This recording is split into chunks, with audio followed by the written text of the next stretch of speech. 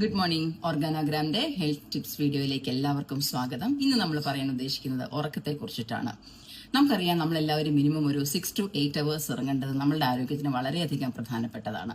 പക്ഷേ പലരും ഇന്ന് ഉറക്കം നഷ്ടപ്പെട്ടൊരവസ്ഥയാണ്. പല കാരണങ്ങളുണ്ടാവാം അതിന്. ഒരു പക്ഷേ ജോലിയുടെ തിരക്കുകളാവാം, അല്ലെങ്കിൽ എന്തെങ്കിലും സ്ട്രെസ്സോ സ്ട്രെയിനോ ഒക്കെ ഉണ്ടെന്നുണ്ടെങ്കിൽ പലർക്കും ഉറങ്ങാൻ സാധിക്കാതെ വരും. പക്ഷേ കാരണങ്ങൾ എന്ത് തന്നെ ആയാലും നല്ലൊരു ആരോഗ്യം നമുക്ക് വേണമെന്നുണ്ടെങ്കിൽ നമ്മൾ തീർച്ചയായിട്ടും മിനിമം 6 മുതൽ 8 മണിക്കൂർ വരെ നല്ല ഉറക്കം നമുക്ക് കിട്ടണം.